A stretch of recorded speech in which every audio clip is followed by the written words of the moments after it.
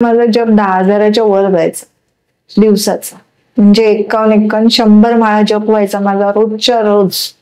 तर असं मी 6 महिने जेव्हा होत आले तेव्हा 1-2 प्रॉपर्ट्या मला सहजच मिळाल्या किंवा घेतल्या गेल्या माझ्या मिस्टरांनी. तर देव तुम्हाला कुठल्या माध्यमाने देतो हे फक्त त्यालाच माहित असतं, आपल्याला त्यातलं काहीच माहित नसतं. पण मला एवढंच माहित आहे की त्यानंतर माझी प्रगती कधीच थांबली नाही. पूर्वी लोक बघा मुलांची नावं ठेवायची देवाची, त्याचं कारण काय होतं माहितीये? नमस्कार भाऊ, श्री स्वामी समर्थ. श्री स्वामी समर्थ. तर नमस्कार, तुमच्या सर्वांचं स्वागत आहे आपल्या स्वामींच्या चॅनलमध्ये, ज्याचं नाव आहे RD. नाव चेंज केलेलं आहे काही कारणामुळे. आणि आज आपल्या सोबत आहेत अश्विनी मॅम, जे की आपल्याला नामस्मरण कसं करावं, का करावं ह्याच्याबद्दलची संपूर्ण माहिती तर आपण जाणून घेऊया अश्विनी मॅम कडून. मॅम, तुमचं खरंच खूप खूप स्वागत आहे आमच्या पॉडकास्टवर. तर मॅडम, सर्वप्रथम तुम्ही तुमची ओळख. माझं नाव अश्विनी भाटकर. मी माझी ओळख फक्त एक केवळ स्वामींची साधक एवढीच करून देते, कारण इथे तेवढीच पुरेशी आहे. बरोबर. माझा व्यवसाय दुसरा आहे, पण मला जे जे काय अनुभव आले स्वामींचे जपाचे ते मला तुमच्या बरोबर शेअर करायचे, लोकांबरोबर शेअर करायचे. मला त्यांनाही सांगायचंय की त्यांनीही करावं. तुम्ही एक वाहिलेलं फुल पण त्याच्यापर्यंत पोचतं. तुम्ही स्वामी सेवेमध्ये कधीपासून आलात, म्हणजे येण्यामागचं कारण काय होतं? कोणाच्या सांगण्यावरून आलात की तुम्हाला लहानपणापासूनच ओढ होती? ऍक्च्युली मी मुलाच्या जन्मापासून मठात जाते स्वामींच्या, पण जपाच्या मार्गात मी 2009 पासून आले.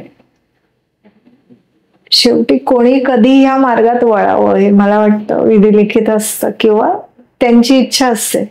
बरोबर. आणि बरेचदा दुःख झाल्यावर माणूस अध्यात्माकडे वळतो हे 99% खरं आहे. 1% लोक जन्मता आवडीने जातात. बरोबर.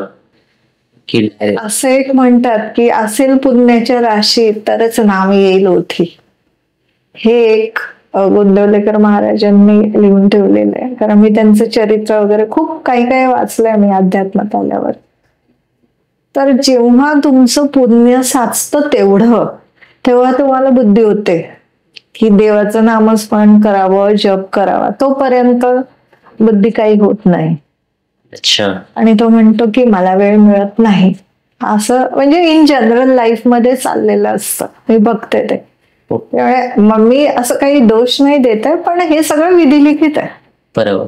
नाही होतं बऱ्याचदा, म्हणजे भरपूर लोकांचं असं होतं की मन होणार नाही, आज मंदिरात मी जाणार आहे. भरपूर लोकांचं मी ऐकले सुद्धा की रोज विचार करतात की आज मंदिरात जाणार आहे, आज आहे, पण त्यांचं काय होत नाही, जाणं होत नाही.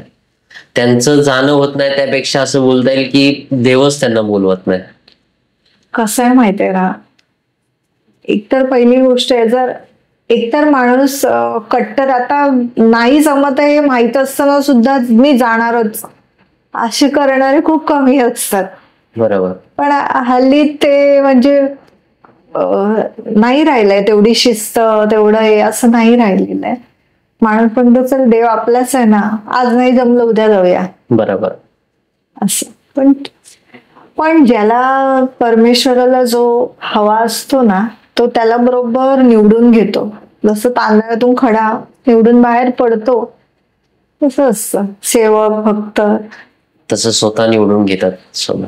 बरोबर आहे, खरंच बरोबर आहे तुमचं की स्वामी स्वतः निवडून घेतात. त्यांचे भक्त कितीही भटकलेले असले त्यांना शेवटी वेळ आली की ते बरोबर त्यांना उचलतात इकडून इकडून इकडून आणि सेवेमध्ये आणतात त्यांच्या. बरोबर. हे एकदम खरं आहे.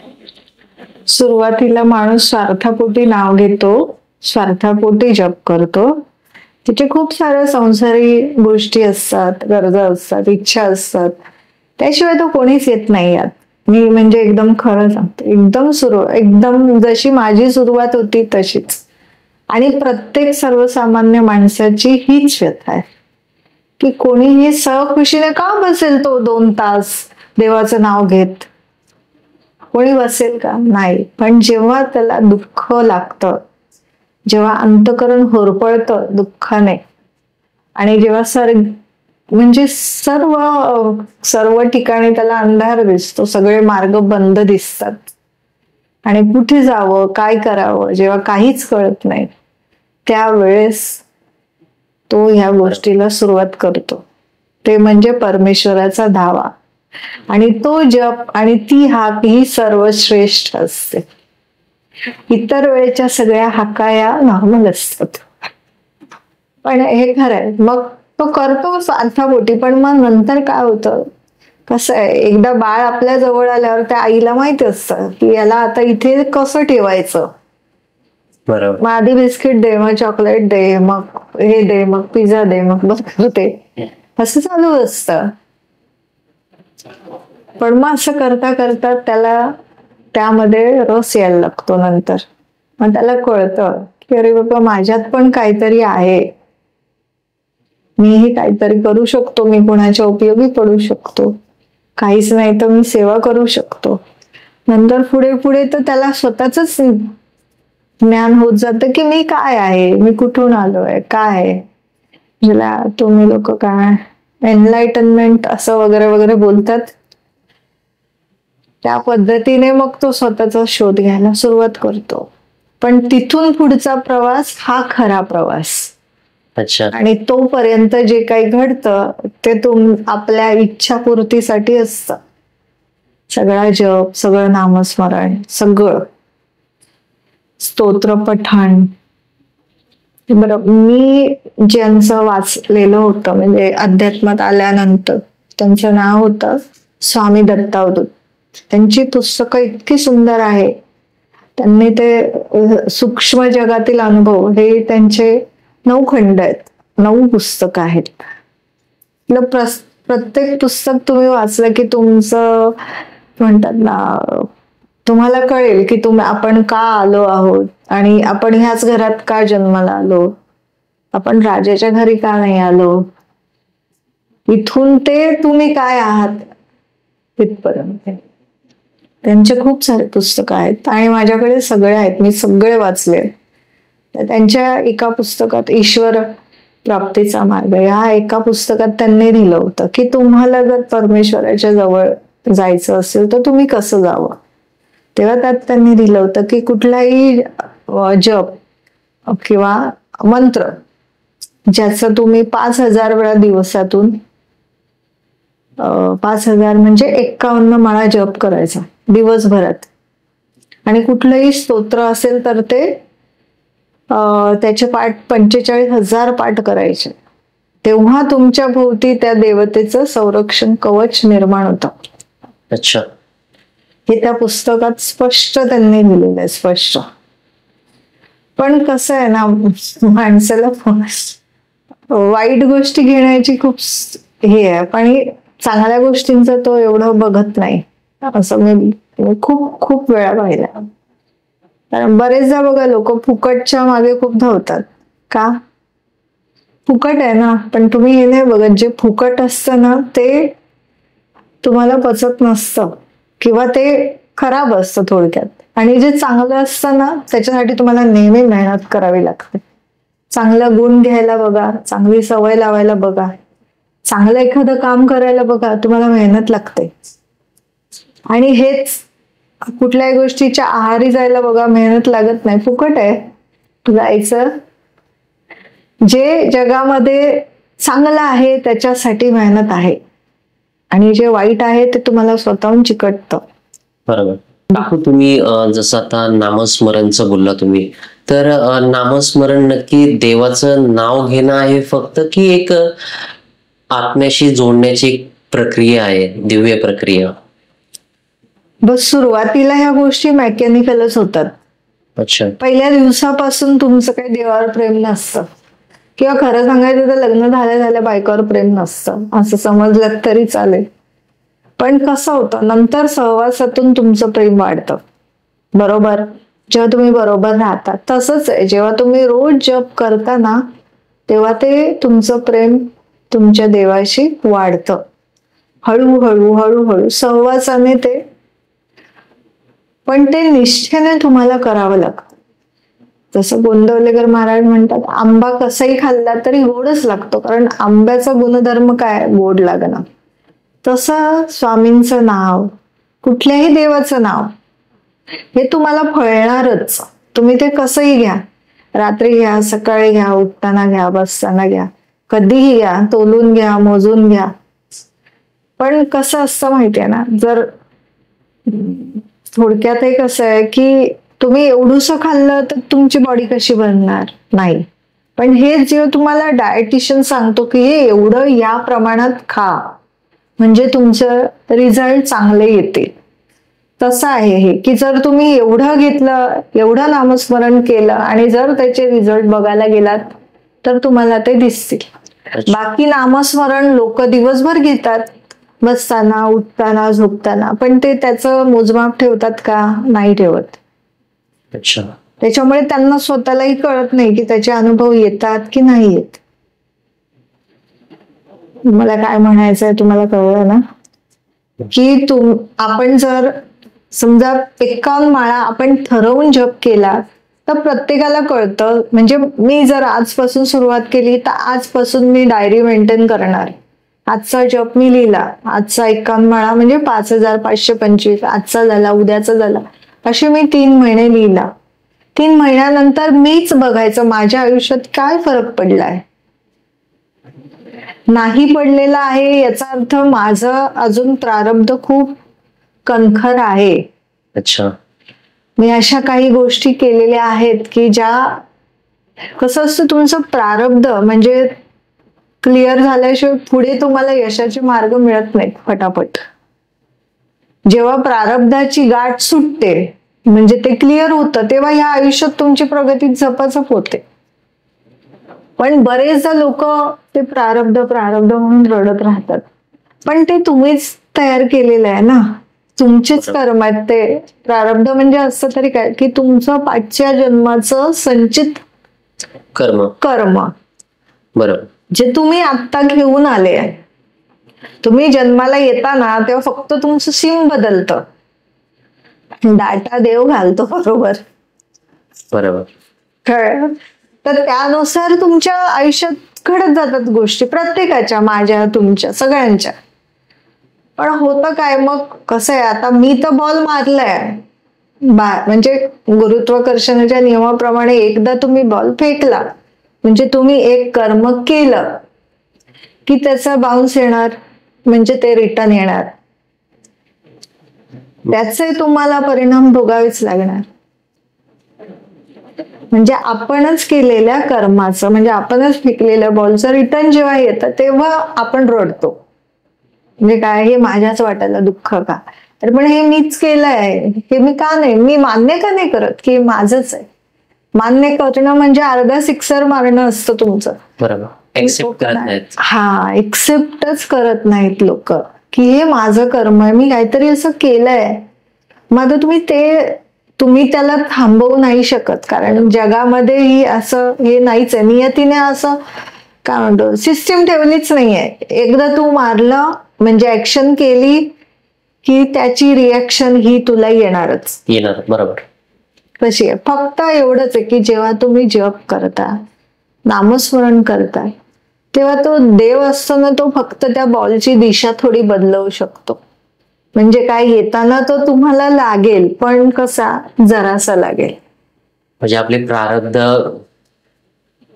म्हणजे तुमचे जे काय भोग आहेत ते तुम्हाला भोगावे लागणार, पण त्याची झळ तुम्हाला पोचणार नाही, बरोबर. तुम्हाला प्रोटेक्ट केलं जाईल का, कारण की तुम्ही आता सध्या त्याचे सेवक झालेले आहात, तुम्ही त्याचे भक्त झालेले आहात. तुम्हाला म्हणजे अक्षरशः बाळा, म्हणजे तुमच्या मुलासारखंच सांभाळतो, बरोबर. पण तेवढ्या आत्मीयतेने तुम्ही हाक मारली पाहिजे. तुम्ही जेव्हा स्वतःच्या आईला, घरात तुम्हाला काही लागलं आणि आईला कशी हाक मारता, जोरात कळवळा येतो आतून. तो कळवळा ज्या दिवशी परमेश्वरासाठी येईल त्याच्या दुसऱ्या दिवशी तुमचं नशीब बदलेल एकदम, कारण हे अनुभवातून आलेलं आहे. म्हणजे असं होतं का की एक स्वामींचा सेवक आहे पण तो लांब आहे स्वामींपासून. तर स्वामींना त्याला बोलवायचं जवळ, पण त्याचा मार्गच म्हणजे चुकतोय कंटिन्यू, त्याचा मार्ग येतच नाही तो स्वामी सेवेमध्ये. मग असं पण कधी होतं का की मग देव त्याच्या आयुष्यामध्ये प्रॉब्लेम क्रिएट करतो की ज्याने तो सेवेमध्ये यावं, त्याचा जो मार्ग आहे त्या मार्गामध्ये यावं त्यांनी. त्यासाठी जसं तुम्ही बोलला की माणसाला जेव्हा म्हणजे खूप प्रॉब्लेम येतात, म्हणजे सगळे दरवाजे बंद होतात, तेव्हा त्याला देवाचे दरवाजे दिसतात. ते गणपत नावाचे स्वामी भक्त होते, मला जास्त आठवत नाही, मला थोडंसं आठवतंय तर तुम्ही म्हणता म्हणून. त्यांना पोटशूळ झालेला, इतका झाला की सगळे डॉक्टर हकीम सगळे थकले औषध करून. जवळजवळ वर्ष झालं त्यांची पोटदुखी आणि त्यांचं ते काहीच थांबत नव्हतं. मग तेव्हा त्यांनी वरती मान करून आव्हान केलं की या विश्वात जर देव नावाची शक्ती आहे तर तिने माझं पोटशूळ बंद करावं, मी कायमचं देवाचं हे होईल, भक्त होईल. आणि काय आश्चर्य, संध्याकाळपर्यंत त्यांचा पोटशूळ बंद व्हावा, दुखायचा, आणि नंतर ते गणेश भक्त म्हणून खूप मोठे झाले. खूप त्यांचं ऍक्च्युली त्यांचा एक अख्खा हे आहे, काय म्हणतो आपण, अख्खा अध्याय आहे, पण मला आता त्यातलं जास्त नाही आठवते, पण हे आठवत. आणि मी हे वाचलंय आणि नंतर ते इतके मोठे भक्त झाले की ते रात्रंदिवस स्वामींचं नाव घ्यायला लागले. अच्छा. आणि असं स्वामी भक्तांच्या अशा किती गोष्टी आहेत की ज्यांना म्हणजे स्वामींनी त्यांना आपल्या पायाशी आणलं. म्हणजे आता ते फोटो काढणारे जे होते ना, कोडॅक फोटोग्राफर, त्यांची तर तुम्हाला हे माहितीच असेल. त्यांनी किती वेळा प्रयत्न केला स्वामींचा फोटो काढण्याचा, स्वामी येतच नव्हते त्यांच्या फोटोत. त्यांच्या इच्छेशिवाय पानच हलत नाही. बरोबर. त्यांना विचारलं, त्याच्यानंतर त्यांचा फोटो आला. हो. मग झाडाची पानही ना हले चाले त्याची सत्ता. मग आपली अंत कुठे? बरोबर. आपलं काहीच नाही, सगळं त्यांचं आहे. काकू, जसं तुम्ही बोलला की आपण नामस्मरण जे करतो ते 51 माळी केल्या पाहिजेत, आणि जे आपण मंत्र स्तोत्र 45,000, म्हणजे कसं, जसे आवर्तन असतात माहितीये गणपतीच्या अथर्व शिष्याचे, स्तोत्रांची नेहमी आवर्तन असतात. आणि ह्याचे मंत्राचे आणि ह्याच्या माळी असतात, मंत्राच्या माळी असतात. आणि नामस्मरण लोक मोजत नाहीत, ते नेहमी, म्हणजे पूर्वी लोक बघा मुलांची नावं ठेवायची देवाची. त्याचं कारण काय होतं माहितीये, मरताना आपल्या मुखातून देवाचं नाव निघावं, तेवढं साधंच कन्सेप्ट होतं. म्हणजे शंकर, गणेश, हे सगळे, विठ्ठल, हे नाव का होते माहितीये, लास्ट मोमेंटला द लाईफ एंड्स, म्हणजे जेव्हा माणूस मरतो तेव्हा तो कोणाला हाक मारत असेल, मुलाला, आपल्या मुलाला. आणि त्या मुलाचं नाव जर देवाचं असेल तर काय होतं, इनडायरेक्टली देवाचं नाव त्याच्या मुखात येतं. बरोबर. आणि असं आपल्या पुराणात तर लिहिलेलंच आहे ना, जो शिवाचं नाव घेईल, शंकराचं, तो डायरेक्ट त्यांच्या इकडे जाईल. कुठे? शंकराचं काय असतं, आणि विष्णूचं नाव घेणारा वैकुंठाला जाईल, असं लिहिलेलं आहे आपल्या पुराणांमध्ये. अच्छा. कैलासाला जाईल शंकराचं नाव घेणार. तर म्हणून पूर्वीचे लोक आपल्या मुलांची नावं असं ठेवायचे. म्हणजे ते एक हे होतं. मी आपलं असं तुम्हाला सांगितलं की त्याचं कारण असं आहे की 51 माळा का करायच्या. त्याचं कारण असं आहे की 51 माळा करायला 3 तास लागतात. कुठलीही गोष्ट तुम्हाला ती, म्हणजे आता कसं, हे नाही म्हणलं तरी तुमचं त्याच्याशी अटॅचमेंट होण्याची वेळ आहे ही. अच्छा. बरोबर. त्याचं 3 तास तुम्ही तुमच्या दिवसातले ह्या गोष्टीला देता. कारण 1000 जपाला समजा तुम्ही की अर्धा तास लागतो, तर 3 तासामध्ये हा 5000चा जप होतो. मी माझ्यावरून सांगते.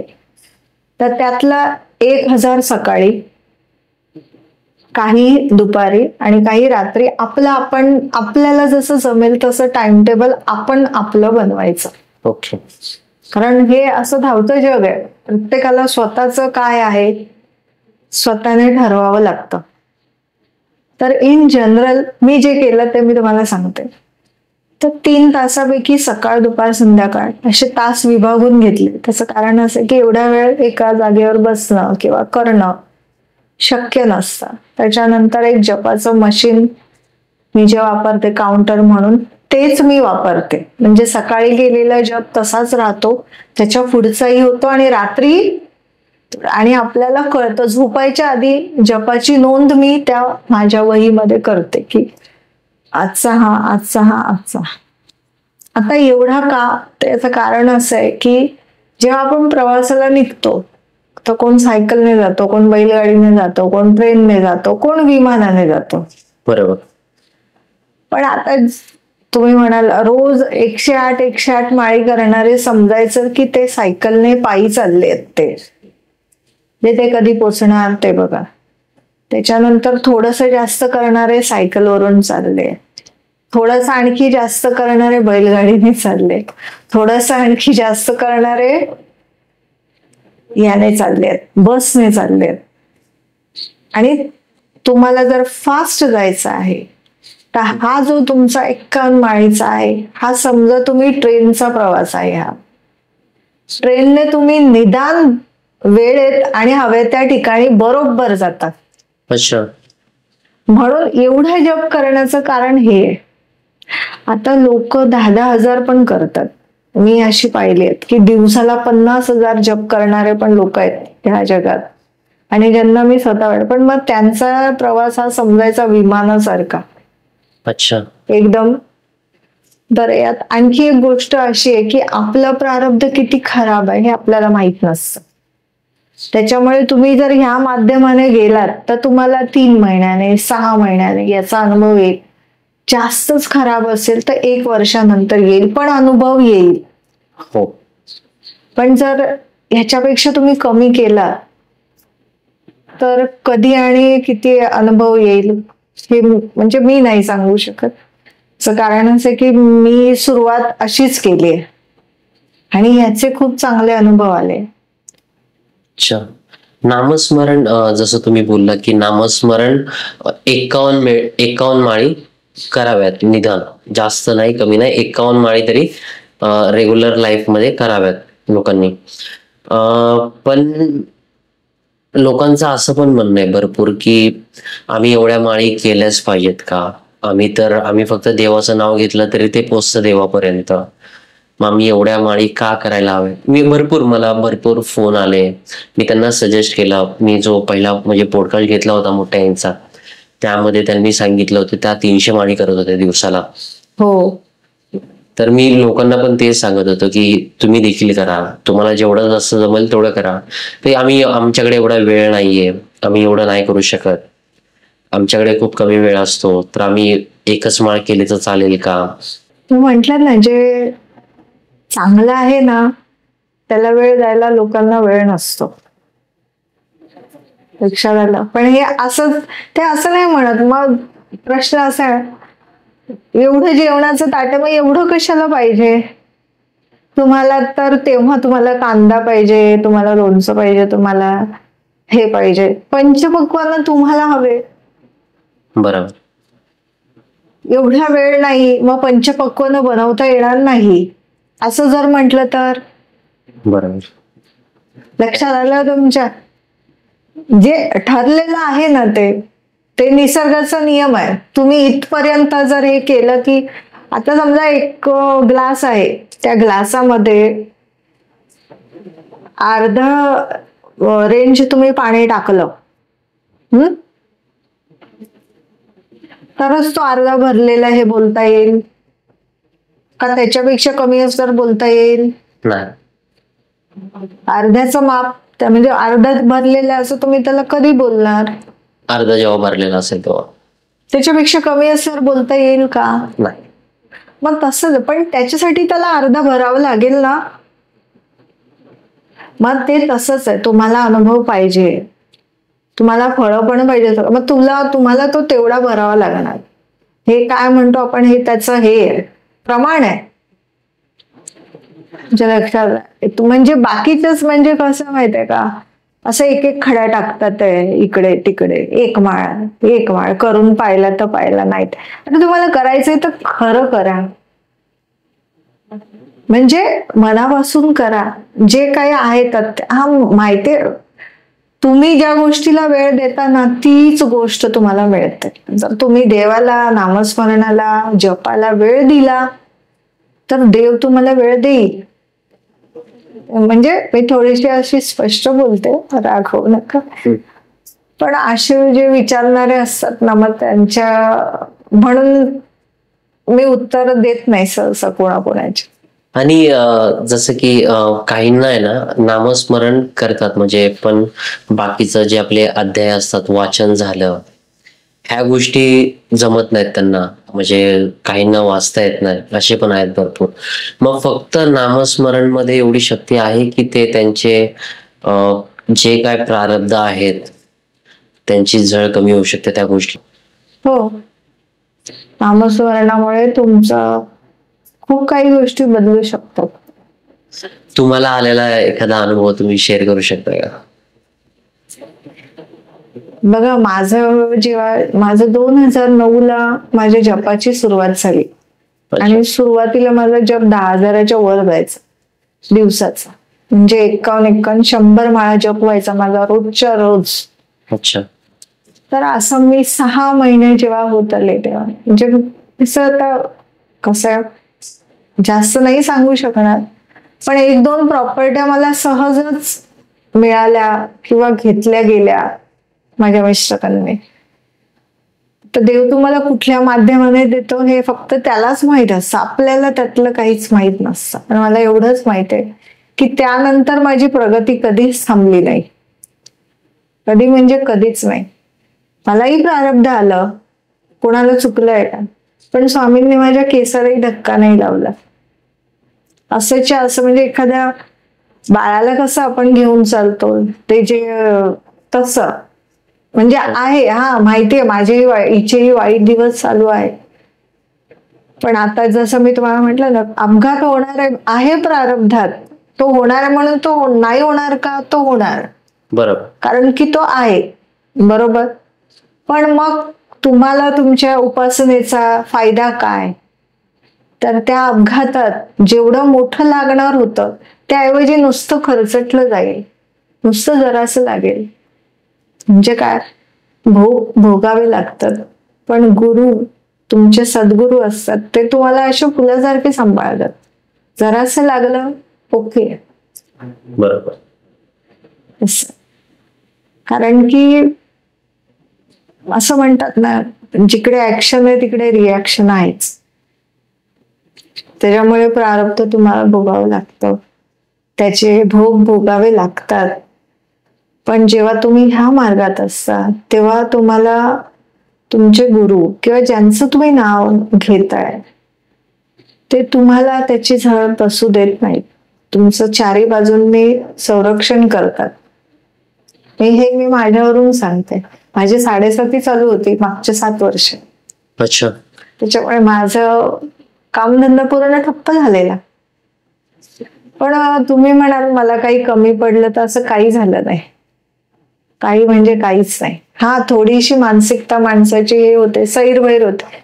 तुम्हाला तर बरेच ग्रहवाल्यांनी वगैरे सांगितलेलंच असेल की काय काय अनुभव देतात शनी महाराज. बरोबर. पण मला एकच म्हणायचं की सगळे चंद्र तारे ज्यांच्या इशाऱ्यावर चालतात ते आपले गुरु आहेत, मग घाबरायचं कशाला? बरोबर. आणि जे मी केलंय त्याच मला मिळणार आहे.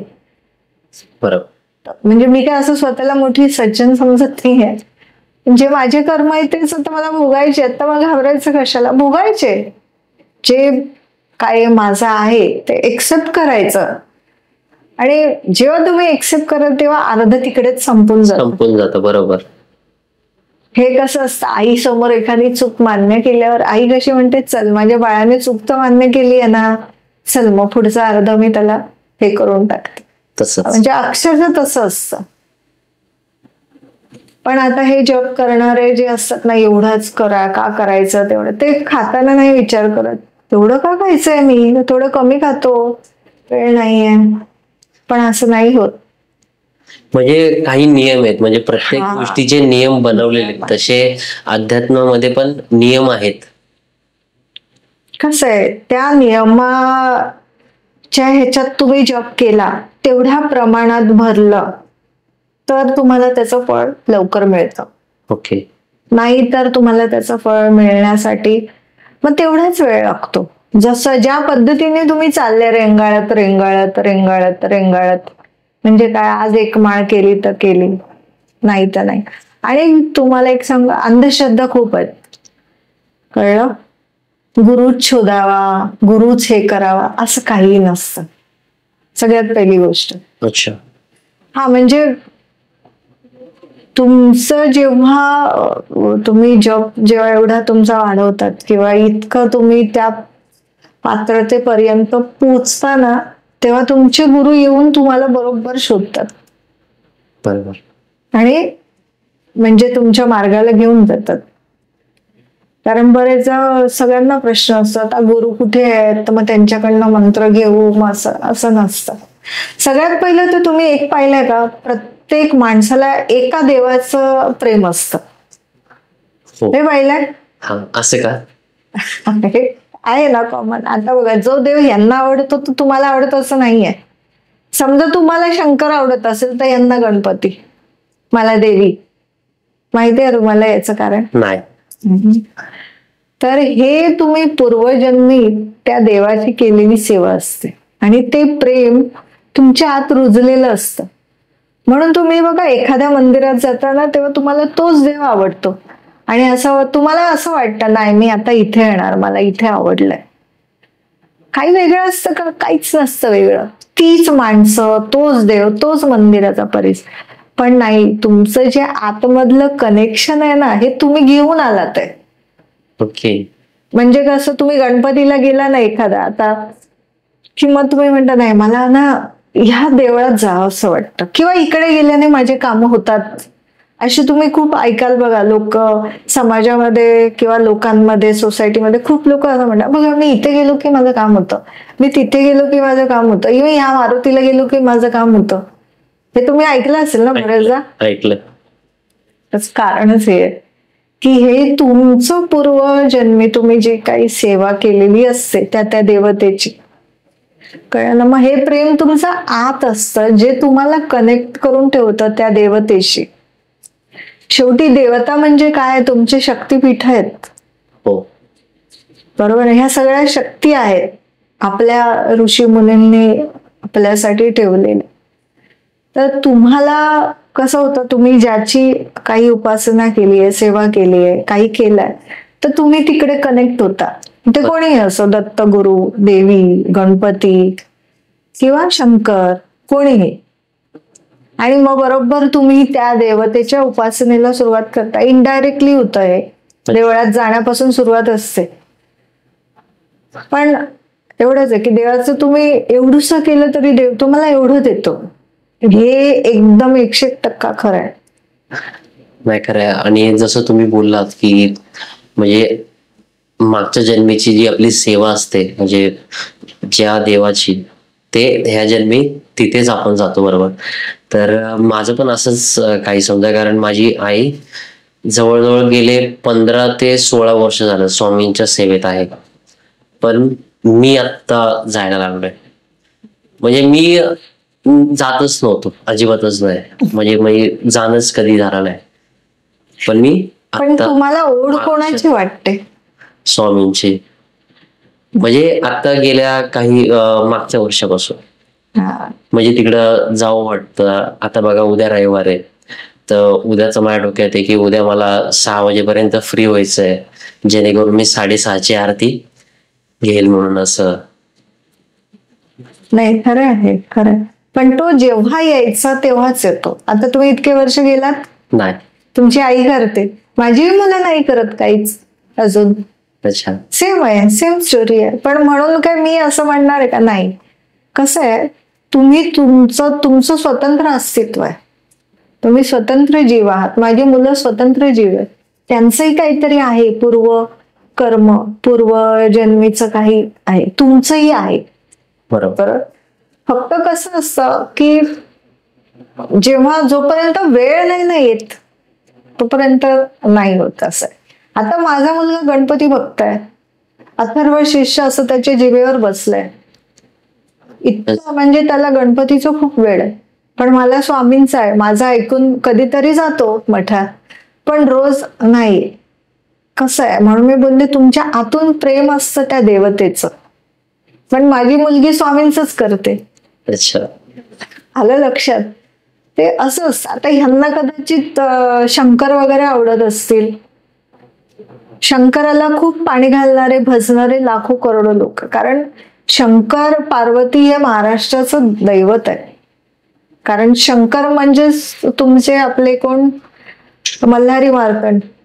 हो, कळलं? शंकर म्हणजेच ह्या बाजूला तुम्ही कोकणात गेलात की रवळनाथ. शंकर म्हणजे जिकडे तुम्ही जाल ना तिकडे हे शंकराचे रूप आहेत, भैरवांचे. बरोबर. त्याच्यामुळे अख्ख्या ठिकाणी कुलदैवत म्हणून शंकर आहेत. ज्यांना कुलदैवत माहित नसेल ते शंकराला भजतात, म्हणजे ते तिकडे पोचतात त्यांच्या कुलदेवतेला. आणि बाकी सगळ्या ज्या देव्या आहेत त्या पार्वतीचे रूप आहेत सगळीकडे. काकू, तुम्ही नामस्मरणवर पुस्तक देखील लिहिलंय, मी ऐकलं, आणि ते प्रकाशित देखील झालेलं आहे. तर त्याची प्रेरणा तुम्हाला कशी भेटली? कधीपासून तुम्ही सुरुवात केली त्यासाठी? खरं सांगू तर स्वामींनी सुचवलेला विचार होता. जेव्हा तुमचं काही चांगलं होतं ना तेव्हा तुम्हाला असं वाटतं की ते लोकांचंही व्हावं. अच्छा. त्याच्यामुळे जसं काय, जेव्हा पण मी जॉब करून सकाळची थोडीफार म्हणजे तेव्हा मला हे सुचलेले थोडेफार विषय आहेत जे मी माझ्या पुस्तकात मांडले. तर काकू, तुम्ही आलात आणि तुमचा मौल्यवान वेळ आम्हाला दिलात, आणि तुम्ही खूप छान सांगितलं की नामस्मरण का केलं पाहिजे किंवा किती केलं पाहिजे, कसं केलं पाहिजे. त्यांनी आपले जे पूर्वसंचित कर्म आहेत, आपले प्रारब्ध आहेत, त्यांची झळ कशी कमी लागू शकते आपल्याला, म्हणजे सगळ्या गोष्टी तुम्ही खूप छान पद्धतीने